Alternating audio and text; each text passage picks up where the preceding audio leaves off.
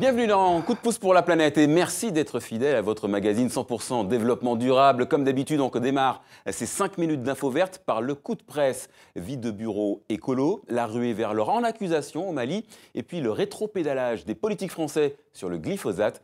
Tour du net de l'info écolo avec Mylène Girardot. En France, l'interdiction du glyphosate ne sera pas inscrite dans la loi. Les écolos dénoncent une victoire du lobby de la malbouffe.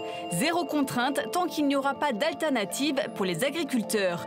Une reculade, le président maintient sa promesse d'interdire ce pesticide cancérigène d'ici à 2021. Au Mali, des villages de la région de Kayes tirent la sonnette d'alarme. La rivière Falémé connaît une pollution 3000 fois supérieure aux normes locales. Ici, plus de pêche, de maraîchage ou de culture céréalière possible. Les techniques d'orpaillage à base de mercure détruisent l'écosystème et les habitants n'ont plus qu'à devenir à leur tour chercheurs d'or. C'est la semaine du développement durable, l'occasion pour des entreprises de proposer à leurs salariés une semaine sans impact, avec des défis comme manger végétarien toute la semaine ou vivre sans imprimante. Peut-être de quoi inciter les entreprises à devenir éco-responsables toute l'année.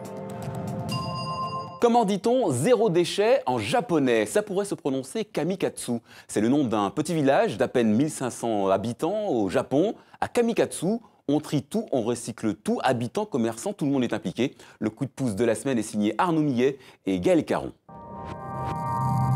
Dans leur maison traditionnelle, ce couple de sexagénaires, des anciens agriculteurs, s'est habitué en 20 ans à trier ses déchets.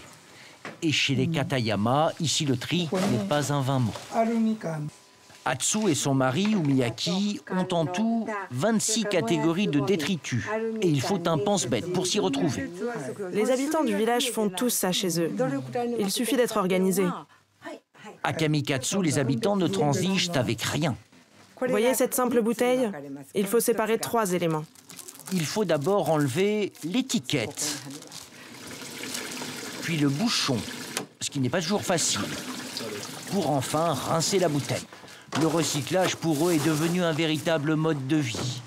Mais ce n'est pas terminé, car après le tri domestique, 2 fois par semaine, les Katayama doivent se rendre eux-mêmes à la déchetterie du coin. Grâce aux habitants et aux autorités locales, Kamikatsu est arrivé aujourd'hui à plus de 80% de déchets recyclés. Ça prouve bien que l'on peut faire des choses étonnantes pour l'environnement, quand on le veut bien. Ce qu'il adviendra de ces ordures ménagères et leur valeur à la revente est indiqué sur les étiquettes. Ces baguettes en bois coûtent de l'argent à la commune, 45 yens, soit à peu près 35 centimes d'euros par kilo. En revanche, pour le recyclage de ces pièces de métal, de l'aluminium et de l'acier, on les sépare.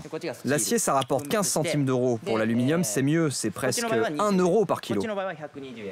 Bon pour l'environnement et bon pour les impôts locaux. Car selon l'actuel maire, tout le monde ici est gagnant. Le coût du traitement des ordures pour une commune comme la nôtre tourne autour de 123 000 euros. Maintenant, grâce à ce tri, on dépense 3 fois moins pour nos déchets. Abattus parce qu'ils ne voulaient pas mourir. Carton rouge à la police en Inde. Forces de l'ordre qui ont abattu 13 personnes la semaine dernière. 13 manifestants qui protestaient contre la réouverture d'une fonderie de cuivre. Depuis sa construction en 1996, les riverains accusent cette usine de polluer l'air et les nappes phréatiques. Les habitants se sentent seuls, incompris, abandonnés par les autorités. Et cette tragédie montre qu'ils ont raison puisqu'on leur tire dessus pour protéger les intérêts industriels.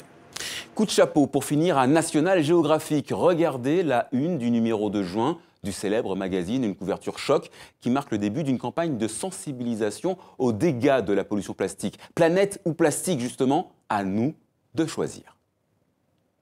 Voilà, c'est la fin de ce coup de pouce pour la planète. Merci de l'avoir suivi. N'oubliez pas de nous faire des petits coucous sur les réseaux sociaux. Je vous dis à très bientôt et d'ici là, prenez soin de la planète. Elle le mérite.